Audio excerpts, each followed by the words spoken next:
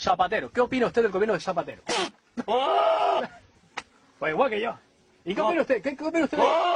¿Qué opina usted del gobierno canario? ¿Y de los ayuntamientos de la isla?